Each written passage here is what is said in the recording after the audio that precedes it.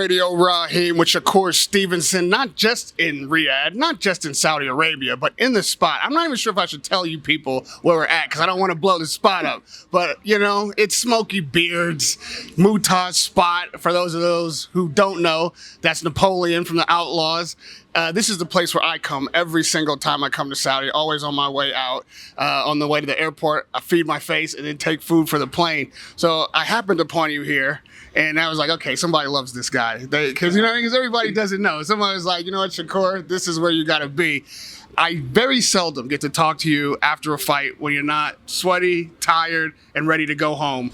You get to relax now. There's a lot of pressure, no matter who the opponent is. What does this moment feel like? The Sunday after, your family, your friends are around you.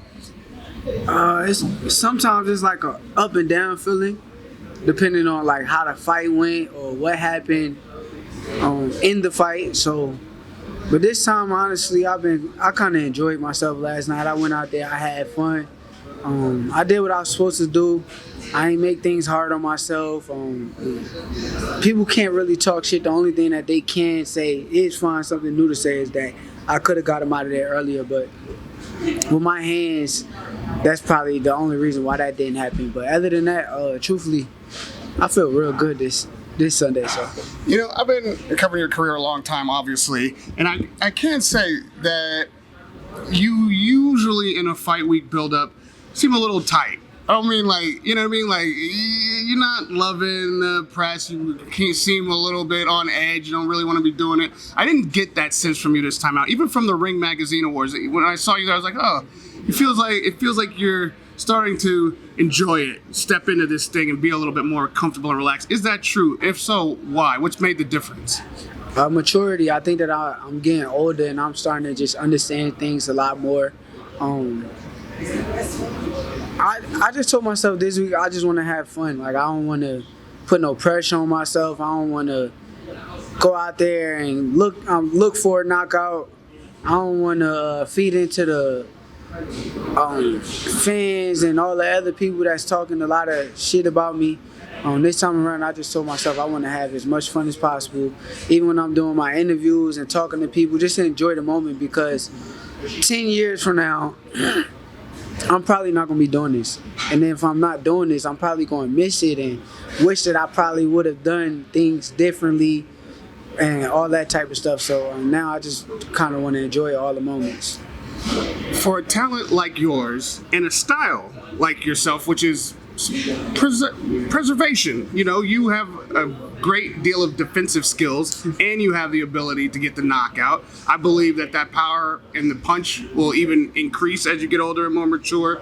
A 10-year window for a fighter as young as you, that's pretty short, especially you should still be fresh after 10 years if you maintain this kind of style. Why 10 years? What's the cap there? I'm 27, so 10 years I'll be 37. Yeah. It's boxing, like the undisputed heavyweight champion is in that age range. That's true, but in this situation for me, I've been boxing since I was 5 years old. 8 years old, I had my first fight. Since 5, I've been actively in the sport of boxing every day, over and over, training. I'm pretty sure by the time I'm 37, my body is going to be done up. Like, from training camp after training camp, it's not easy. It's not an easy thing. So even this training camp, it was a hard, grueling training camp. And the training camp was way harder than the fight.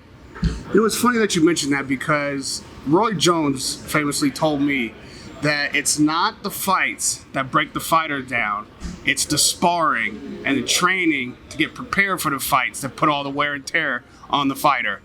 For you, knowing that, saying that at this young age, having the experience that you've had since you were a child, do you curtail your training so that you're not doing a ton of round sparring, or is there just no way around it? That's just part of what it has to be. Man, you know, even as I got older, I still got a lot of ego.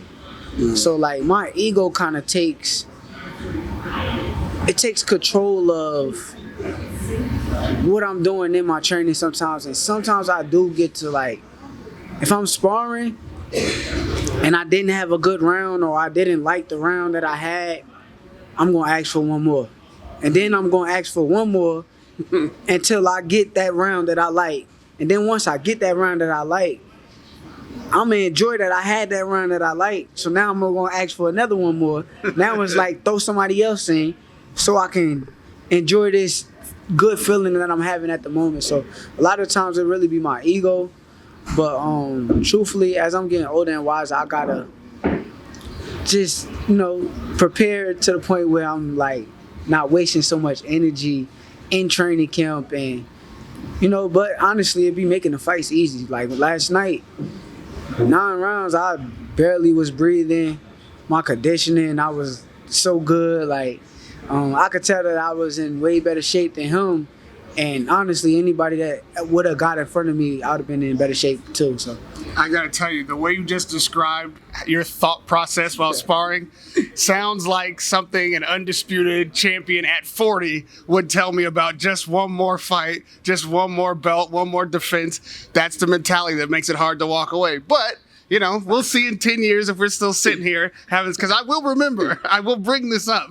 Yeah, like I said, I always told myself, once I stop having fun with it, I'm done with it. And if I don't have no more fun, I'm telling you, I'm going to get this up. Like, I love the sport of boxing, but there's plenty of ways to love the sport of boxing. I got a lot of young talents coming up behind me with my little cousin, Zaquin Moses.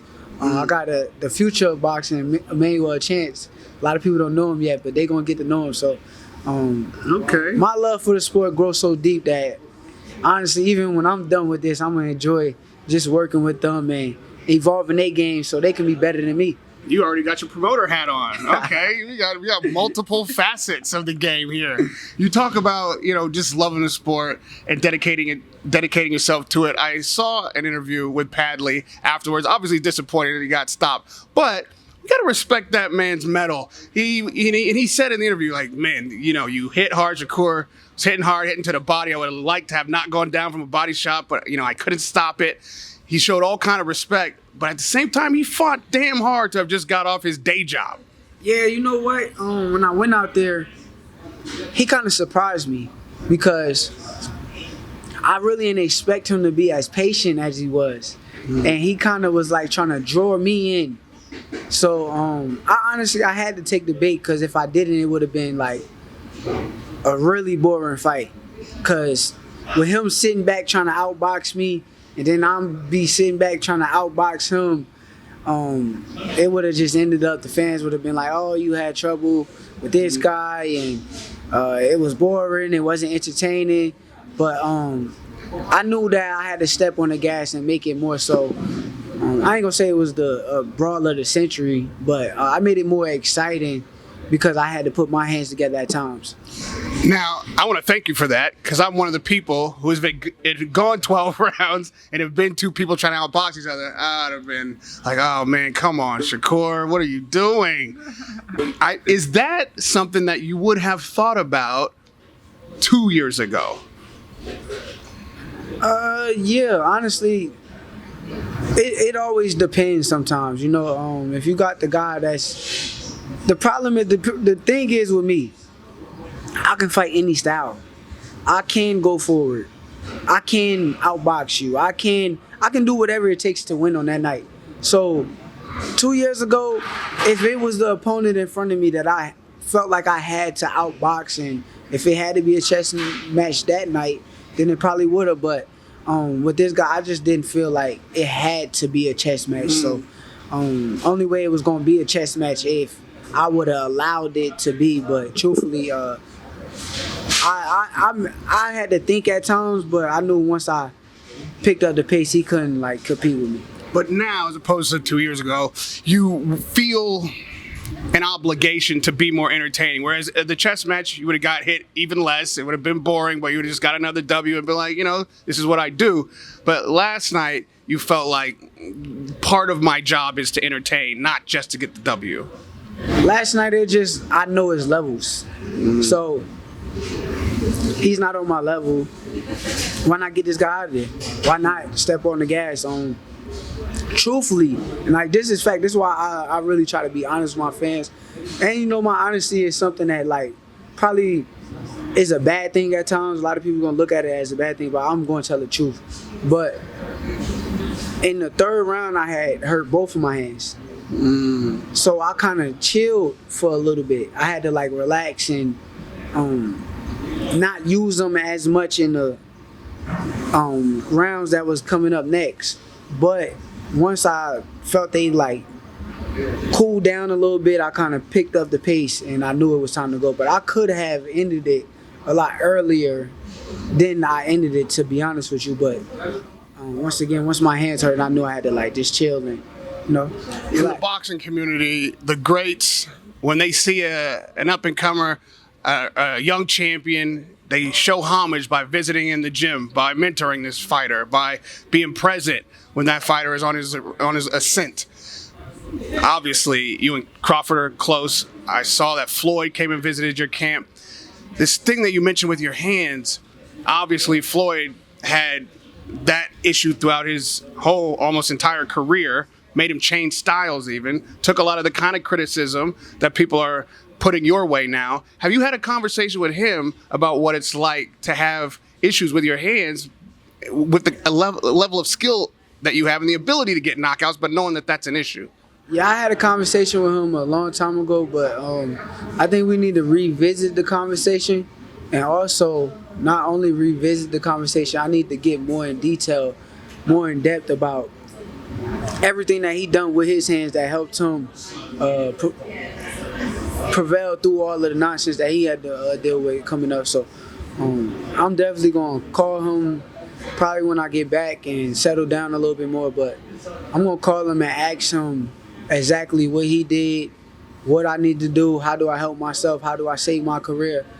Because truthfully, I'm telling you, none of these guys is on my level. Like, I knew last night when I was in there with my defense, with my punch placement, with me being able to sit in the pocket, stand there and make guys miss, nobody is on my level when it comes to boxing.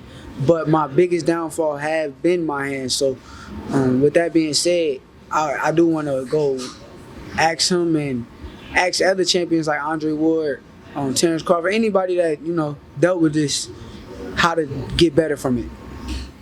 You say that nobody else is on your level, nobody can outskill you. The fighters that are in your division, give or take a division, are all in need of the kind of challenge to define what you just said. They all would say the same thing. You know, I don't want to make this interview necessarily about other fighters, but it's hard to hear that and then be like, well, okay, which one of your contemporaries have you had an opportunity to prove that against? The name that obviously is going to always come up until that fight happens, no matter how tired we are of saying it or you are of hearing it, is going to be Tank, right? He's a knockout artist. This is what you said last night. And you're a technical fighter. So how do you best a knockout artist if you're a technical fighter and you are conscious that, you know, you have this hand issue, that this guy is going to be a pressure coming after you? Like, I know for a fact you must have thought about this matchup over and over in your head. You know, I'm going to try to, like, not go into detail about the fight, but to speak as, like, the pressure fighter and him knowing, like, my hand issues, I'm going to, like, be real with you when it comes down to Tank. Tank is not a real pressure fighter. He's not, like, a guy that's going to throw a million punches around. He's not a guy that's going to make it that kind of fight. He's a boxer first, boxer puncher. So I don't look at it like I got to worry about the pressure or anything else. Yes, when we do fight, I want to have my hands fully prepared and ready to go. So like I said, I'm going to get on it ASAP and make sure that it's on point and everything is good when we do settle our difference in the ring. But I'm telling you, when it comes to boxing, I am the best fighter in the world. When it comes to being in front of a guy, you got to ask him the question of how is he going to hit me? How is he going to land these punches on me that I done seen him throw a million times? I done watched how many fucking Gervonta Davis fights. I done seen this shit. I done been in the ring with him before. I know who he's watching to get ready for fights. I guarantee you Gervonta is watching Floyd. Guarantee you. That's one of the main guys he's gonna sit there and he's gonna watch. So, bro, I know a lot of things, bro. My brain works so differently. I'm not even gonna go into too much detail on the fight, but once again, I can't wait for it to happen. We've seen your promoter hat. We've seen your fighter hat. Now, what about your matchmaking hat and your business side? Because it's got to be frustrating to want to prove the things that you have just said. A lot of people would agree with you. Some people would disagree, but you have to prove it. How do you make these fights happen? How do you get Tank in the ring? How do you get an opportunity to prove this against the other top in your division? Here's the thing, and a lot of people don't want to hear this, but it's the truth. I'm a man, I believe in a higher power. I believe in God.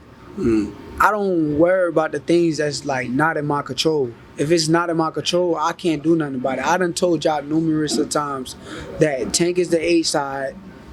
I would love to fight Gervonta Tank Davis. I would love for that fight to happen. I can't do nothing else but that. That's all that I can do. Turkey is the guy. He said he wants to make the fight happen. Tank says he needs 15 Ferraris. I'm just telling y'all what's going on. And if he reaches out to me and says he wants to get the fight, I'm willing to negotiate and see if we can come to an agreement and make that fight happen. But truthfully, I can't worry about nothing outside of my control. I don't know what else that I can do besides let y'all know that I want to fight. I'm not about to just scream and do all that clout chasing shit. I'm not into that. Like I'm good. I don't need him. I make a lot of money when I fight. I'm good, but I would love for that fight to happen. So it's all on him. What's your experience been like with Eddie Hearn and Matchroom? A British promoter for the first time. It's got to be a lot of new. What's it like? I think Eddie the truth. I think a lot of people as in like even with me and even with like any guys that's the best at what they do, it comes with a lot of hate. I think a lot of people hate Eddie just because he's receiving all of these high praise from what he's doing. But truthfully, I think that Eddie is the truth. He's actually one of the first promoters, and I work only with one promoter, but with Tyring, but he's the promoter who's been hands-on with me from start to now. He's been in the gym with me at times. He hits me up regularly. We talk regularly. Eddie's been like right there pushing. And even when this situation happened with Kid Austin, because Eddie and them, I told them that I don't think that this fight was gonna happen. I didn't think that Kid Austin and Schofield was gonna want to get in the ring with somebody like me and just lose, knowing that they was gonna lose. Eddie, precautious, prepared. Even with this Padley guy, a lot of people say, he trained this much for the fight. No, come on now, we gotta be honest. A guy that's coming in, his last fight he fought at 139. This fight he had to make 135 with 3 days notice.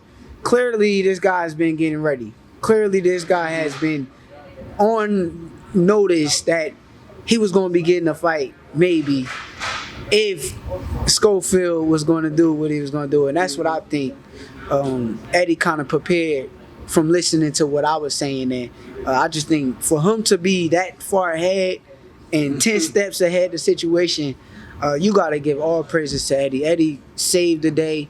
I appreciate Eddie Hearn. You can't, I ain't gonna lie, from this situation right here, you can't really get me to say nothing bad about Eddie. I think Eddie is a good guy and I appreciate him. I'm gonna put one more hat on you and then I'm gonna let you walk out this door. It's your analyst hat. They called this the best fight card in history. Probably the best in your lifetime, but I won't speak for you. Did you get a chance to watch the other fights on the card? Yeah, I watched only fight I didn't get to watch like that was the one that I wanted to see the most, was Madrimov and Virgil Ortiz. But every other fight that I watched was a really good card. Which one was your favorite or the most entertaining for you? Excuse me. I like the Zane fight. I like the back and forth. It was like you just didn't know what was going to happen because it was like, okay, Zane may knock this dude out. But I was telling my grandfather, I'm like, if Zane don't knock this guy out, this guy's going to knock out Zane because my grandfather got hyped when Zane dropped him. I'm like, Papa, the way this dude is pressing and he's throwing a lot of punches, and you could see that Zane was getting tired, I knew that it was going to come. The body work, right? Yeah. That is a really a veteran approach to a big man. A lot of people would be like, headhunting, let me try to hit him with the biggest shot upstairs. Sorry, but Cabial did the work to break him down and, make the big man take the knee. I know, obviously, you're a technical fighter like that. I mean, did you appreciate that while you were watching it? Yeah, I appreciated that, but when I was watching it, I just seen the engine. I seen one fighter that was dying down and one fighter that was picking it up. And I seen who was in better shape. I seen that Zane gets a lot older and a lot bigger and got a lot of body weight that he got to hold on to. So I seen that guy was just coming along, and I knew that it was a matter of time before he was going to break Zane and break him down. What do you think about Cabial's potential in the upper echelons of the heavyweight division? You think any of these top guys he can beat? Yeah. I think on any given night he could beat a lot of people with that engine and that chin. That's another thing. He did go down, but you could tell he got a good chin to get up, and I think that he can beat a lot of them guys because he's going to give everybody a hard time with that engine. Well, the other big heavyweight fight on the card, obviously we almost lost that, but we got Bacoli stepping in for Dubois. Everybody went crazy, like last minute, like the monster is coming. Is this a mistake for Parker? All of these things. Before the fight happened, what did you think? I thought what I knew already. I knew Joseph Parker. Now, I did not think he was going to get him out of there in 2. But I knew Joseph Parker was going to win. Did you expected a knockout from Parker? No, I didn't think he was going to knock him out. But I also know the situation too, and it's like, I don't want to take no credit away from Joseph Parker because I think that he's a hell of a fighter. I actually picked him to beat Dubois too before they was going to fight. I'm not taking no credit away from him. He a hell of a guy. That's a cool-ass individual as far as like person. But I respect Martin Bacoli just because of the fact that I know that wasn't the best Martin Bacoli. A lot of people got to be like honest with the situation. He was 40 pounds bigger than him actually being in his tip-top shape.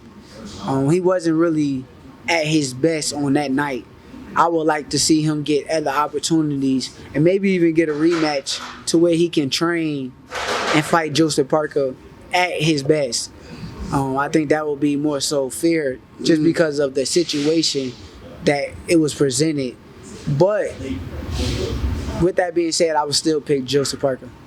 With that being said, you picked Parker to beat Dubois. It was a voluntary defense for Dubois, so it doesn't look like that rematch is going to happen, or at least I should say that fight is going to happen.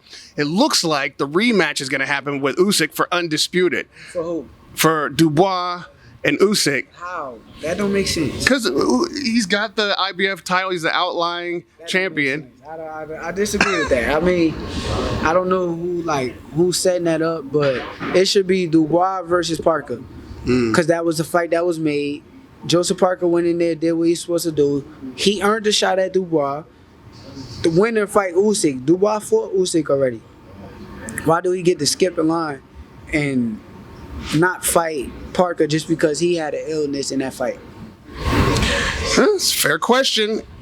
If the fight does happen, though, like we know it's a rematch, you think Dubois can change the outcome second time lucky? I like Dubois too. I'm a fan of Dubois, but I don't know if anybody beats Usyk. But I'll tell you this. I think that if anybody do beat him, I think Joseph Parker might be the best chance. And a lot of people are going to say I'm crazy, but I'm just saying with the movement and the boxing skills of Parker, he has a better chance than a lot of people that's slower, bigger than Usyk, because Usyk knows how to beat them kind of fighters. Now, no one can deny the Zhang and Cabial fight was exciting. Even, Bacoli for the 2 rounds against Parker was exciting, but boy, that main event was an instant classic. Undisputed light heavyweight rematch. It was, controversy first time out. How did you see the second one? I saw it for what it was. Actually, I thought Bivol won the first one, but the second one, I thought Bivol won, but he had me a little nervous early. Because I kind of thought Beterbiev was like on the verge of like trying to stop him or something. And he kind of like pushed the pace early and won a lot of them early rounds. But like, it's like Bivol just woke up. I don't know like what happened in the fight that to where he just woke up and he just took control and he just started dictating the fight. He even started pushing Beterbiev back at times. So for me, Bivol won that fight. They're going to do it a third time. I'm almost certain. It just, come on. You think Bivol does it again, or can Beterbiev make the adjustments? Because, it was tight, like you say, early. Can he make the adjustments to get the third win? The only issue is, like, they act like age don't matter, but age matters at that high level. So, like, when you got guys like Bivol that is on the highest level and Beterbiev that is on the highest level, the age kind of kicks in, and it kicks in, I want to say, around like round 6. Round 6 is where the fight, 9 times out of 10, will swing Bivol way unless Beterbiev paces himself like he did the first fight. But if he goes out there and start early like he did in this fight, I just doubt like he can beat Bivol in that fight, to be honest with you. So. Last one. I saw you during the Padley fight because you got some crowd noise when you came out. You got fans out here, but a lot of British fans were over. They were, boisterous about their guy coming off his day job and trying to keep him elevated with the energy. But every time they would clap or go crazy about, any shot landed, I would see you look out. What were you thinking? Almost like you were trolling the crowd. Nah, I really wasn't trolling the crowd, though. That's the crazy part. I was trolling his corner. Because, like, I would clearly block a shot or I would catch a shot. And they would cheer so loud. And I'm like, bro, he clearly did not land that shot. Like, I caught it, block, caught, catch. He's not landing the shot. And they screaming, yo, good shot. Oh, beautiful. I'm like, what?